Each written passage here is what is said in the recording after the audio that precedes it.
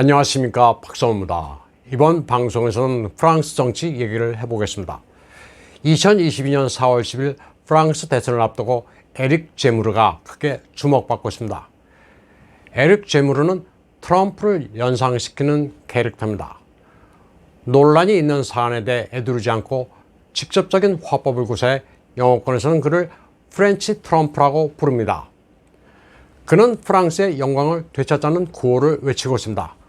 그의 당 이름도 재타오라는 의미는 랭코케떼입니다. 미국, 나토, EU의 추종자 노릇을 그만하고 독자적인 길을 가게 함으로써 지금까지 프랑스가 보여온 트렌드를 확 바꿀 인물로 인식되고 있습니다. 너무나도 오랫동안 프랑스 유권자들은 변화를 원했지만 여기에 부합하는 정치인은 없었습니다. 국가의 사회보장이 국민에게 혜택을 별로 주지 못하면서 주머니에서 나가는 돈만 많았습니다. 벌이도 시원찮은데 세금으로 빠져나가는 돈이 많았고 생활비는 계속 올랐습니다. 프랑스는 미국이 이끄는 서방 경제 집단 자살 코스에 동참했다는 불만이 팽배합니다. 산업 해체와 아웃소싱, 외국 노동자 유입 등등 글로벌리스트의 내러티브를 그대로 따르는 미국의 기득권 세력을 모방해 나라의 망조가 들었다는 인식이 팽배합니다. 프랑스는 캐나다, 영국, 호주처럼 초강대국이 아닌 중간 정도 국력을 가진 국가로 거기에 적절한 위치가 있지만 파악하지 못하고 있다는 여론이 많습니다. 프랑스는 지금까지 글로벌리스트의 굴레에 얽혀 주권을 제대로 행사하지 못했습니다. 지금까지 프랑스 대통령은 한때 꿈꿨던 프랑스적인 생활 방식을 회복시키겠다고 유권자들을 설득하려 시도했지만 말뿐이었습니다. 어느 누구도 국민들에게 낙수 효과가 있는 경제, 정치적 독립과 자유를 이루지 못했습니다. 이런 상황에서 63살의 정치평론가 출신인 에릭 제무르는 파란을 일으키고 있습니다. 그의 후보 연설은 프랑스인을 격동시키기에 충분했습니다. 시네마와 자동차를 발명한 콩코드 여객기와 핵 발전소의 나라 프랑스는 어디를 보나 절망으로 가득 차 있다. 지금 살고 있는 프랑스의 젊은 세대들은 그런 사실들도 모른 채 어렴풋한 향수만 가지고 있을 뿐이다. 소중히 간직해야 할 나라가 사라져가고 있다고 그는 말했습니다. 그는 10월 여론조사에서 인기가 크게 치솟았습니다.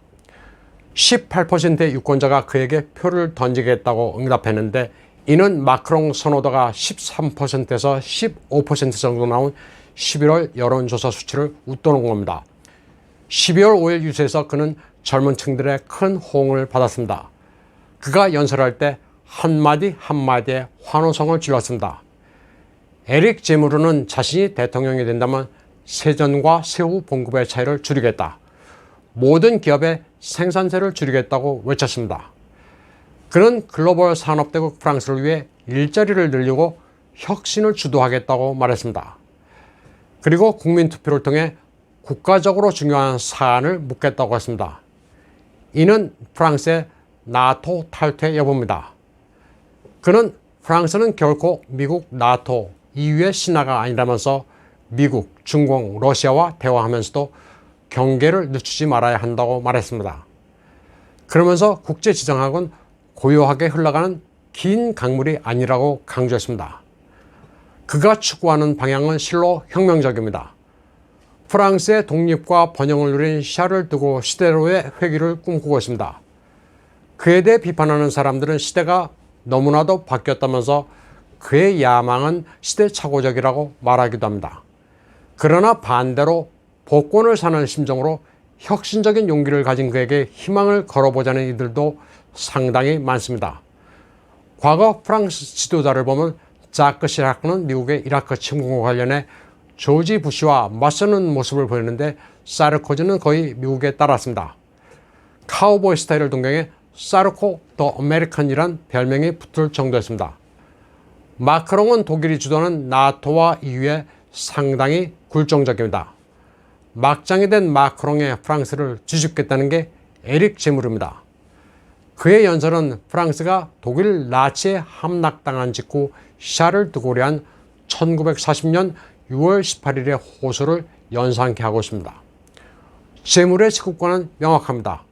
프랑스가 문화적, 사회적, 경제, 산업적으로 몰락했다는 겁니다. 그리고 이 모든 게 국민의 이익보다 강요된 글로벌리스트의 어젠다를 우선을 하는 지도부의 능력 부재라고 그는 말하고 있습니다. 다음 소식입니다. 중공 조롱하기가 세계적인 유행을 타고 있습니다. 독일 게임 업체가 개발한 Conflict of Nations 월드워3입니다. 전쟁을 테마로 한 시뮬레이션 게임인데 페이스북 광고가 파란을 일으키고 있습니다. 중공 지도에 웨스트 타이완이라고 표기되어 있고 몽골리아가 차이나로 바뀌어 있습니다. 그리고 신장은 위구르로 독립돼 별개의 나라로 표시됐습니다. 독일에서 이런 게임이 출시되고 중공이 분노할 만한 선전을 할 수 있는 이유는 독일 정계가 메르켈의 퇴장으로 인권을 중시하게 됐기 때문입니다. 중공 본토를 타이완이 차지한 것으로 되어 있는 지도들은 확산일로입니다. 영국 선제 칼럼니스트 브라이언 릴리는 이런 아이디어는 처음 접하지만 아주 좋다. 그 이유는 베이징의 독재자가 불쾌할 게 분명하기 때문이라고 말했습니다. 10억 인구가 그런 포갑 정권 하에 있는 것에 누구도 편하지 않다면서 자유로운 중국은 서방의 목표, 그리고 가치가 돼야 한다고 말했습니다. 미국 헤이먼 캐피털의 창업자 카일 바시도 웨스트 타이완이 표기된 티셔츠를 트위터에 올리기도 했습니다. 예전에 추이티엔카이가 주미 대사로 있었을 때 그에게 선물로 보내겠다며 맞춘 티셔츠입니다. 그런가 하면 에이지 오브 엠파이어스라는 게임에서는 제국관리 롤플레이의 중국 관원이라고 표기되어 있는데 국민들로부터 세금을 뜯어내는 역할을 수행하도록 되어 있습니다. 다음 소식입니다.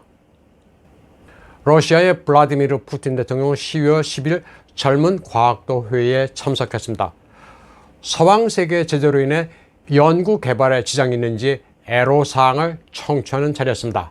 한 과학도는 미국의 연구협력기관이 갑자기 말도 안 되는 이유를 들어 1년 넘게 첨단 장비 공급을 끊었다고 호소했습니다. 그러자 푸틴은 러시아가 가난해 서방이 감자를 인도적 지원 물자로 제공할 때나 그들이 러시아를 좋아했지 지금은 다르다면서 그럴수록 더욱 노력해야 한다고 말했습니다. 그는 또 미국이 아무 이유도 없이 러시아를 봉쇄하려 한다면서 이는 러시아가 강해졌기 때문이라고 강조했습니다. 특히 에너지와 국방 분야에서 강해지는 것을 그들은 원치 않는다고 설명했습니다. 그리고 화약이 처음 발명되고 다이너마이트가 나온 이후 그 기술이 전 세계에 퍼진 것처럼 영원한 기술 독점은 불가능하다면서 현대사회는 정보 유통이 자유로운 만큼 더 열린 자세로 연구하라고 격려했습니다. 그러면서 지금까지 젊은 과학자들이 애쓴 덕분에 미진했던 부분에서 나름 성취를 이뤘다면서 계속 노력하면 된다고 말했습니다. 다음 소식입니다. 미, 영, 호주 등 각국의 베이징 올림픽을 보이콧하는 쪽으로 가닥을 잡고 있는 가운데 일본의 경우는 좀 애매합니다. 기시다 후미오 총리는 올림픽의 의의라든가 일본 외교에 있어서의 의의 등을 종합적으로 감안해 국익의 관점에서 판단해 나갈 것이라고 말했습니다. 이에 대해 자민당 내 일본의 존엄과 국익을 지키는 모임 측 의원들은 중공 정부에 의한 인권 침해를 일절 용인할 수 없다는 입장을 선명하게 해야 한다고 촉구했습니다. 일본 정부도 외교적 보이콧을 해야 한다고 말했습니다. 일본 정가에서는 기시다가 판단을 제대로 하지 못하고 내년 일중수교 50주년이라 좌고우면하는 것 아니냐는 비판이 일고 있습니다. 기시다의 이런 어정쩡한 태도에 대해 아베 신조 전 총리는 강하게 드라이브를 걸고 있습니다. 그는 국제사회가 위구르에서 자행되고 있는 인권 탄압을 우려하고 있다면서 이런 와중에 순회와 대신이 베이징에 가게 되면 국가의 의사표현이 된다고 말했습니다.